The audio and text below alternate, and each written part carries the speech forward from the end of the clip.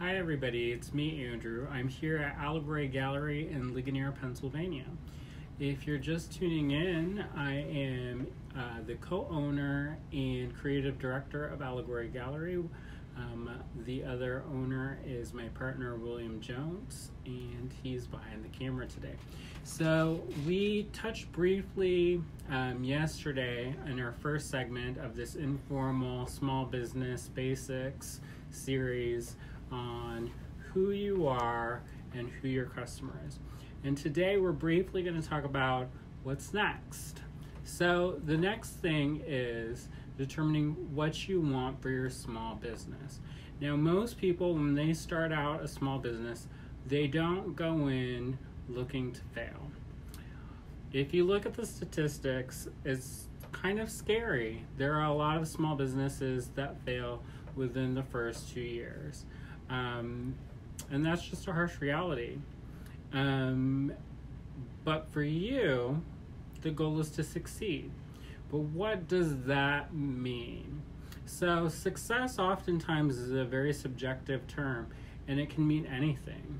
And generally, our imaginations want to wander and play, and we imagine ourselves on a jet somewhere, or on a beach, and we're sipping margaritas or doing whatever that part of that section of society does. I don't know that, not at least from firsthand experience, but that's generally where people want to go in their mind. They want to make money and they want to be super successful at that, and it's a very large range of experience. So what I'm going to talk about today is being real.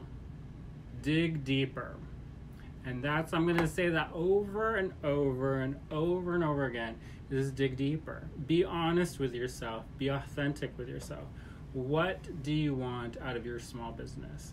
Now, if you're starting a small business and your goal is simply to cover your materials, that's a goal. That's a very real and practical goal. You know, it's maybe not always the best. You want to make a little bit of money, but if you know that your goal is to fund your hobby, that's one specific realization.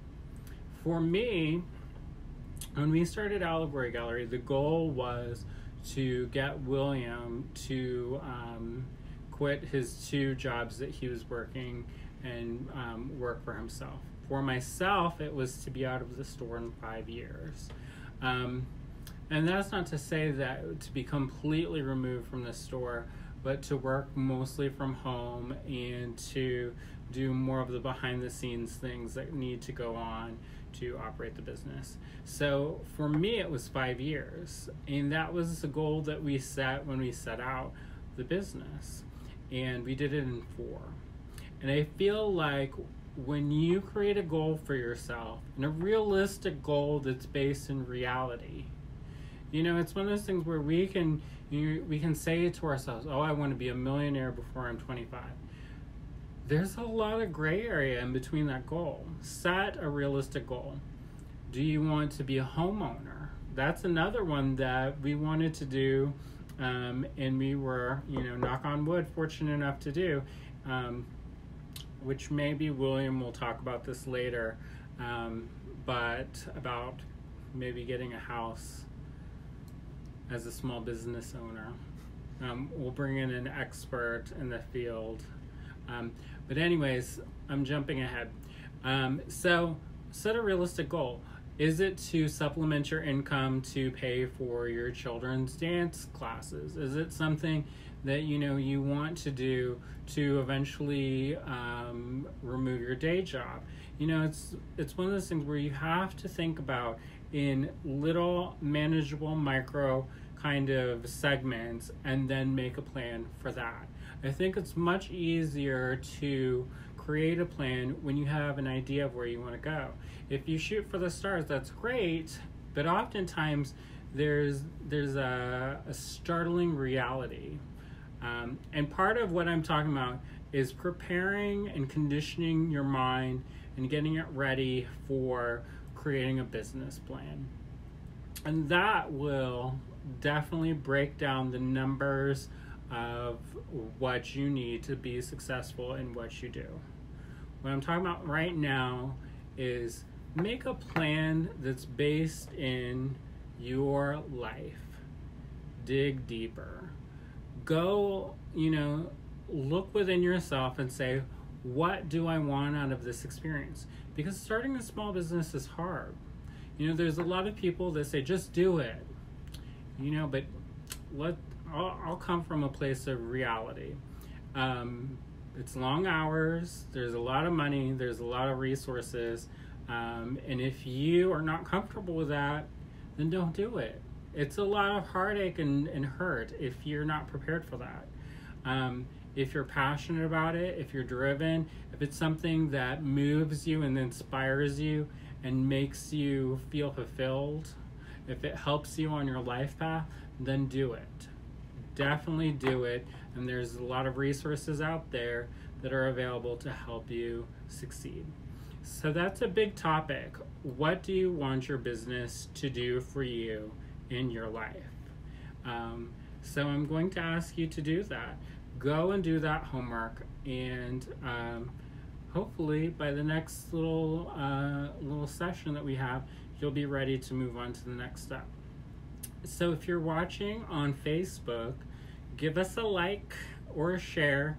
If you're catching this on YouTube, make sure to like and subscribe to our YouTube channel.